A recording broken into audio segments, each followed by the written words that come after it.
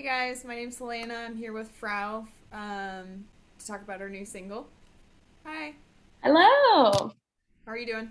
So good. So good. Yeah, that's Mhm. awesome. Can you tell me a little bit about yourself? Yeah. Okay. My name is Frau. I am based out of Nashville. I lived in Michigan for like 8 years, but Nashville. A little bit about me. I'm in my mid 20s in my quarter life crisis right now. Just released Pipe Bomb, which is what we're going to be talking about today. And I have a lot of music that I'm working on right now and just planning on releasing singles. That's awesome. So you're Um, gonna release singles and then an EP or an album and the fullest, or are you thinking just like keeping it as singles for now? I don't know. I guess it just kind of, I think we're just like seeing how everything plays out, you know? Yeah. So if everybody really likes what I'm doing, then we'll see where it goes from there. But Yeah. like everybody else, I'm just doing the best I can with, the money I have. Yeah. Yep. Totally understandable. I saw in your bio that you call that you was it you that wrote your bio? Do you mind me asking? Did you write your bio? Um, I wrote it alongside my manager, who's also my best friend. So it That's was kind of cool. like I a duo yeah. thing. I was totally drawn by the term being the jackass of all trades. How That did was you come up me. with that? I Yeah. labeled myself that, yes. Yeah. How did you come up with that and like what was your reason for that? So it's kind of a play on the uh term like jack of all trades. Hmm. But I was like, I'm jackass of all trades because I'm crazy. But so if you've like seen my Instagram, I obviously am a musician. I'm an artist, but like I'm an artist outside of music too. Like I'm doing makeup, I'm doing styling on the shoots and like creative direction and stuff like that. Hmm. So I'm a jackass of all trades. What can I say? Yeah, that's cool. Yeah, I haven't heard that one yet, so that was really interesting. It really caught my eye. So you said you're located in Nashville. What's your favorite part about being in Nashville right now? Like what drew you to it? So I was born here and then lived in Michigan for a period of time. And while I was living there, um, ended up graduating and then going to college for a year in Michigan and studying vocal performance. And while I was there, my voice teacher was like, "You're really good, but you don't have passion for opera singing. Maybe have you considered moving somewhere that's a little more up your alley?" I was like, "Yeah." So I moved back to Nashville. And that's why I moved back was for music and for the community that's here. I've met a lot of really great people over the course of the last, so we moved back in like 2017. So it's been like 4 years that I've been back, 4 or 5 years, coming back in 2016. I don't remember. My timing's all off. But Yeah. regardless, I found a community here that's really inclusive and wonderful. And just like everybody wants to help each other out. And I'm just so, so grateful. Like, so grateful. Yeah. Um, Seems so I really guess yeah, that's my favorite part of Nashville is just the community that we have here.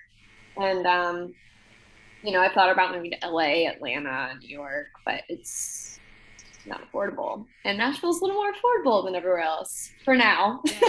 Coming from Sacramento, I'm not from Sacramento, but being here, it's very expensive, and that's not Yeah, even LA. It's like the other side of the state, basically. yeah. So I don't know. Yeah, I can't imagine living in LA. It's very different environment. Cass and I went there last year. If Oh I yeah. like told you about that at all, but yeah, that was a fun thing. That was actually where we met. So like in person. Yeah. So we got to Yeah. hang out for like a few days, and that was super cool. I think we really connected and clicked and been pretty close ever since, I'd say. Yeah, so she's awesome. I like Yeah, her. she's great. I like her a lot too. I'll easily say that in public. When did you decide that you were going to become a musician? You said you had an opera training background too? um, so when I was little, it started when I was little. Ooh. Uh, my parents are divorced, just like a little side note there. And my mom would take me to these like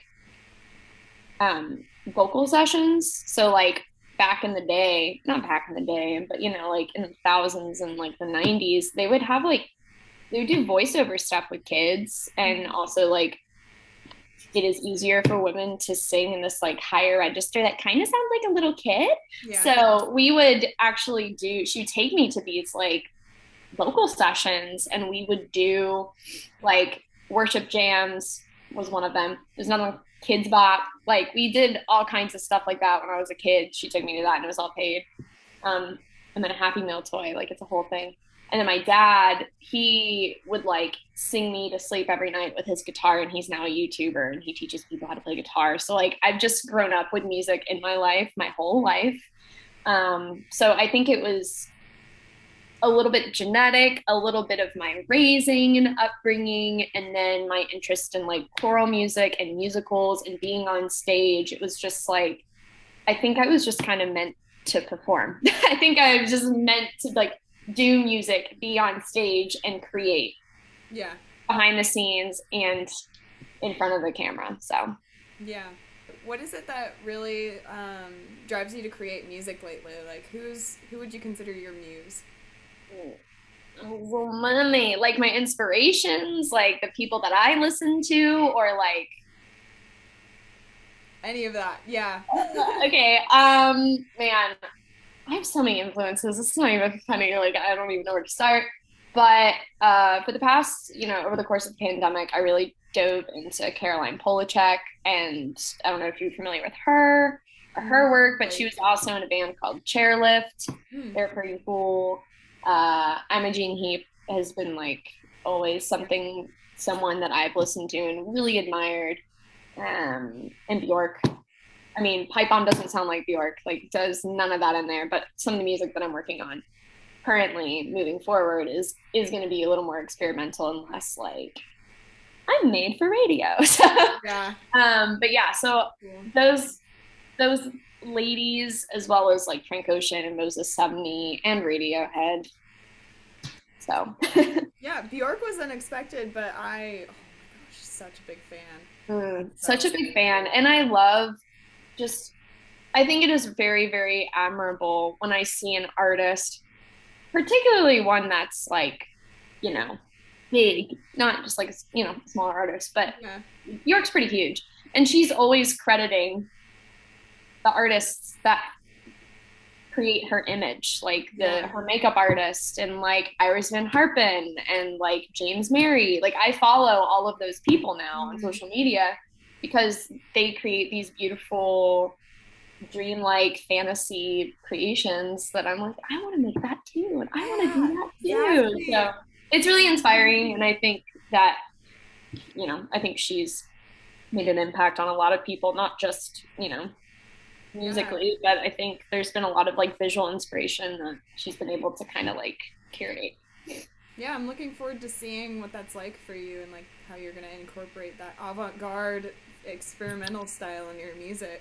That's what I want to do. Yeah, go. I say go for it because there's not enough of it in this world. Screw the radio.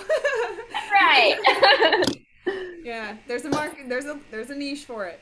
There still is. So yeah, that's really cool.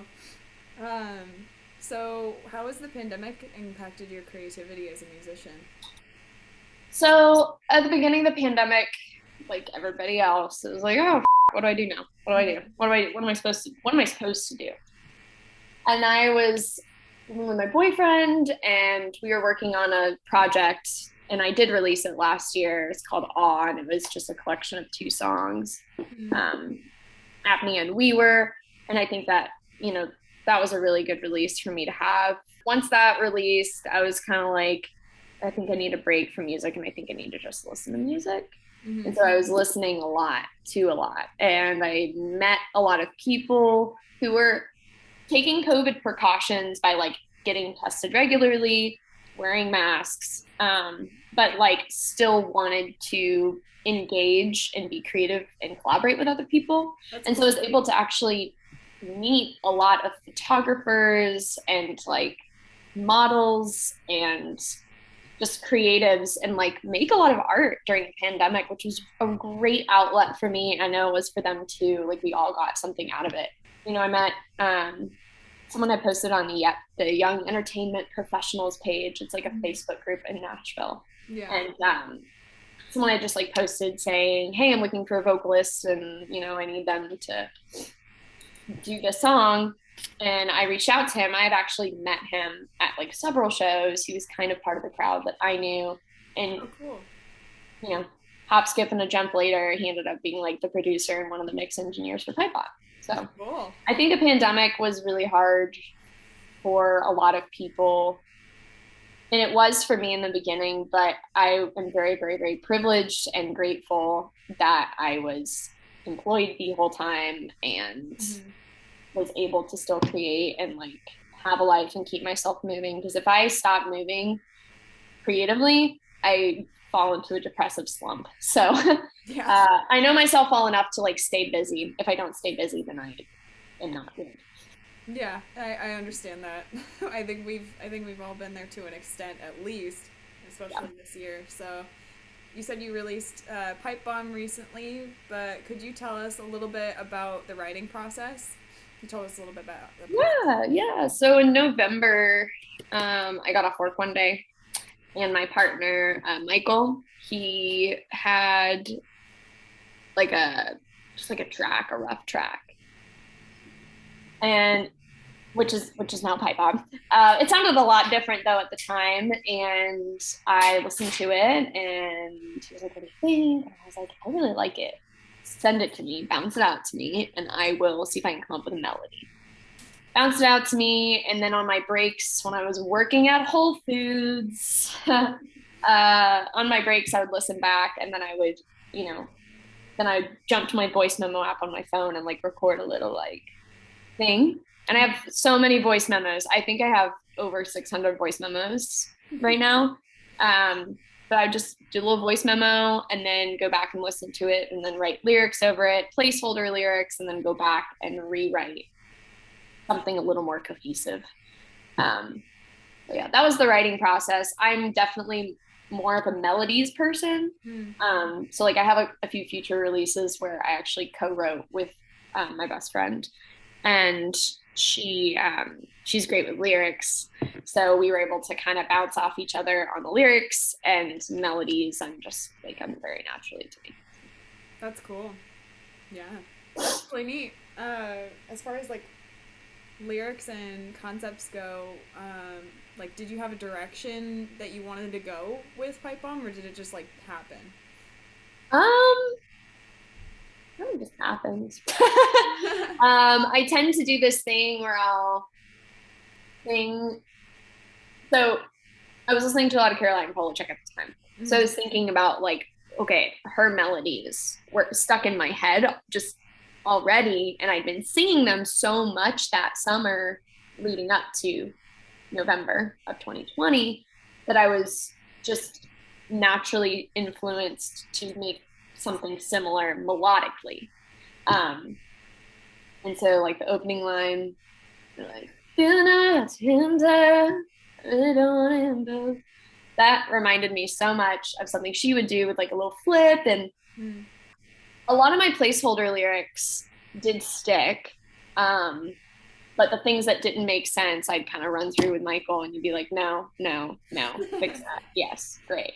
Sounds good. So I just kind of like bounce things off of him, and then if he liked it, then it stuck. Or if I liked it, it stuck.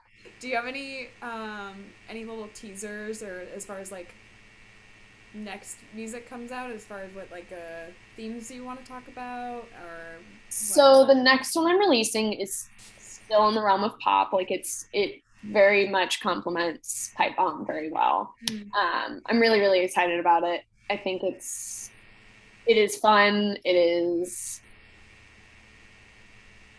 It's catchy. It's sing alongy. It's definitely more influenced by like Lord, Mm. like a lot of background vocals. So I'm excited about that. That's cool. Big fan of BGBs. Mm-hmm. And we're releasing sometime in August. That's Sometime in all I August. can say right now. I'm looking forward to hearing it whenever it comes out. Yes, I'm really excited for it to be out. Is it fully recorded, all finished, or are you still working on it? It still needs to be mastered. So right now, Michael is finishing the like mixing touches on that, and then we're gonna send it off to mastering probably in the next like week or two. Then we'll Cool. upload it for review and stuff like that. So, Yeah, sweet. Like when people listen to your music, what messages do you typically have for your audience? Like how do you want your audience to receive it typically? I just want people to feel something, you know, Mm-hmm. like with We Were, to me, like it makes me feel this kind of sad nostalgia. Mm-hmm.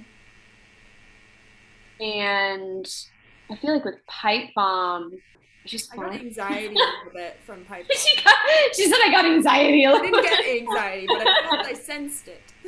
Yeah, no, I mean, Yeah. it's definitely like a song that's about like a relationship that it's, on its way to ending, but you don't want to Yeah. be the one to end it, kind of like, you gonna, because I don't feel comfortable in this. You can, so Right. yeah, I think what I want people, I think I just want people to feel something, feel an emotion, Mm-hmm. be moved by it, like it, dance to it, cry Mm-hmm. to it. I feel like We Were is a song that's like, oh, this makes me kind of sad. It makes me think about, a person that maybe isn't in my life anymore. And Mm. then Pop Bomb's like, but Right. ah. Yeah, it's uh, got a lot of energy, a lot of emotions, and I yeah. definitely sensed that like end of relationship kind of feeling, which is what I meant by anxiety, because there's a ton of anxiety in that, and you're just like you don't know what to do, and you know, I don't know and I think that's pretty cathartic too, the way you wrote it too, because it's just expressing those thoughts, and those are really hard to talk about. Thanks. I actually was watching this like docu series recently. I can't even remember what it was called, but they were talking about anxiety and they were saying how like obviously the mental health aspect of anxiety, the like Mm. diagnosed anxiety, like that in and of itself is like that is not a great thing to have. It sucks. It hurts. I have it. Mm. But the actual like emotion of anxiety or the Not the mental yes, disability. thank you. Sorry, my brain is like right now. Um, but the just the emotion of itself is not inherently a bad thing because Right. oftentimes it gets you out of that a potentially bad situation. Like, if you have anxiety about a lion chasing you, you're going to run for your life. That Yeah. anxiety inherently is helping you run faster. It's giving you that adrenaline to go. Yeah. But I mean, I think no matter what, figuring out how to express those emotions, it's pretty important. So, Yeah. yeah, I think that Pipe Bomb really does that for that particular situation. Yeah. Well, I mean, congratulations on your new single, and I'm looking forward to hearing more from you in August. Thank you. I'm excited too. But yeah, it was nice to meet you. I hope you have a really great rest of your week. Thank you. Yeah, and I'll talk to you later. Talk to you later. Bye.